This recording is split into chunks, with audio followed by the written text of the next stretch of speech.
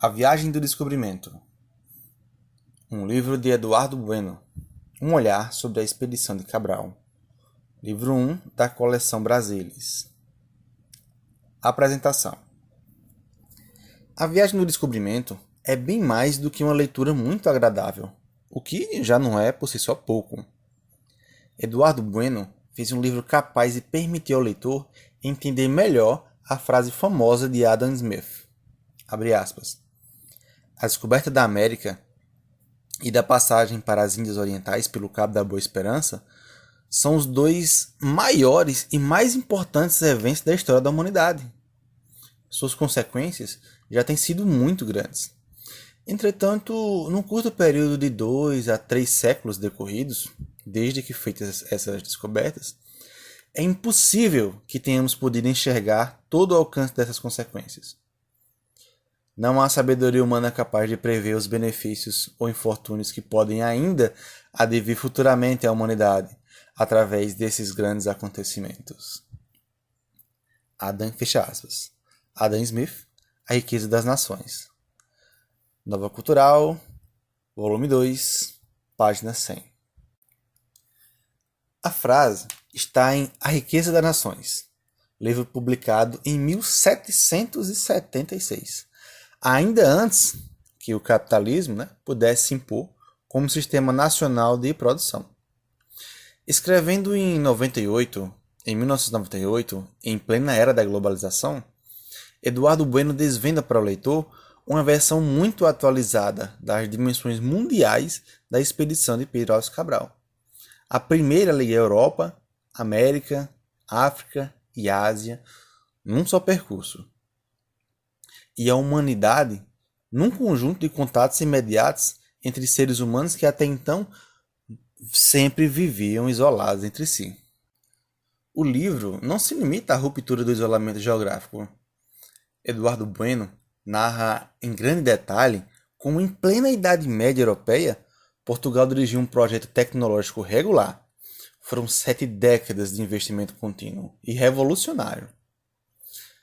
Para atravessar os oceanos, foi preciso recolher informação do mundo inteiro. E gente também do mundo inteiro, capaz de processar a informação na direção do objeto constante. Técnicos capazes de aplicar o conhecimento em artefatos e financiadores em larga escala. O resultado disso foi uma mudança completa na estrutura do próprio conhecimento. Quando tudo começou, a astrologia não estava separada da astronomia, nem a química da alquimia, nem a medicina do ocultismo, nem a geografia do mito.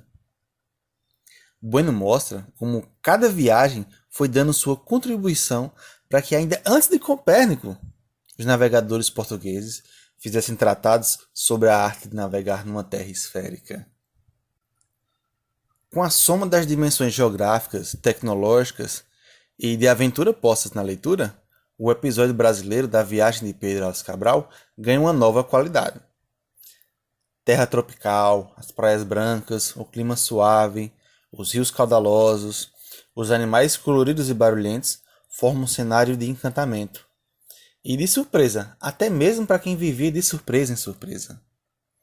Havia um conhecimento hipotético da Terra, mas a experiência sensorial dos viajantes excedeu suas próprias fantasias.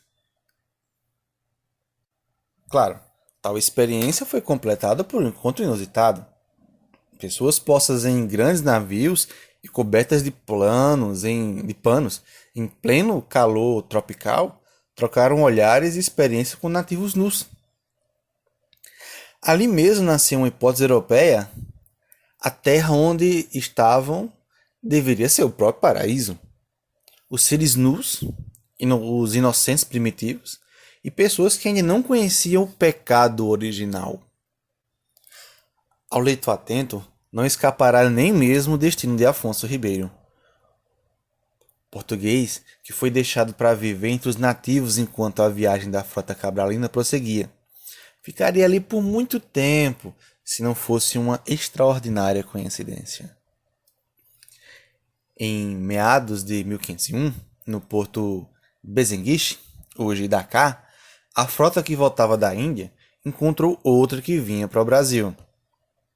O piloto dessa, Américo Vespúcio, trazia ainda notícias da descoberta do atual Canadá por navegadores portugueses e juntou uma notícia com a outra, mas a própria experiência do Caribe, para presumir que havia todo um continente novo, desconhecido dos europeus, asiáticos e africanos. Sabendo onde estava Afonso Ribeiro, a frota foi lá resgatá-lo. E o piloto ouviu suas histórias. Juntou com outras que conhecia e escreveu em setembro de 1502 uma carta para Francesco de Médici e deu o título de Mundos Novos. O documento acabou sendo publicado e foi o segundo grande best-seller da história da humanidade. Só perdia para a Bíblia. E causou tanto impacto entre os leitores que o nome do autor acabou sendo dado ao próprio continente. Como parte desse mundo agora integrado, o Brasil acabou entrando com uma possibilidade nova: utopia, paraíso e inferno. Era uma das consequências não previstas e cujos desdobramentos não se podiam calcular, de que falou Adam Smith. Ainda foi tratado por muito tempo pelos historiadores e até mesmo depois que a Terra havia se transformado num país independente em que vivemos hoje.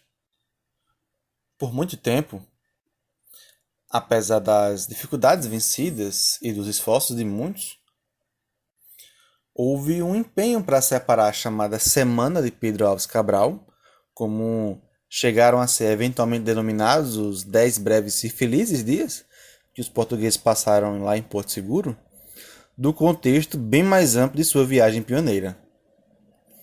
De olhar para o particular ignorando o geral.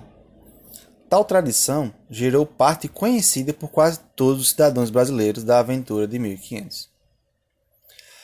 Ao escrever com foco mundial, indicado por Adam Smith, e com grande riqueza narrativa, Eduardo Bueno permite ao leitor que se delicie com a dialética entre o particular e o geral, o local e o mundial.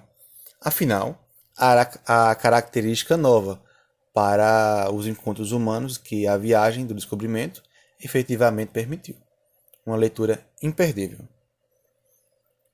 Jorge Caldeira, escritor, autor de Mauá, empresário do Império, e autor de Júlio Mesquita e seu Tempo.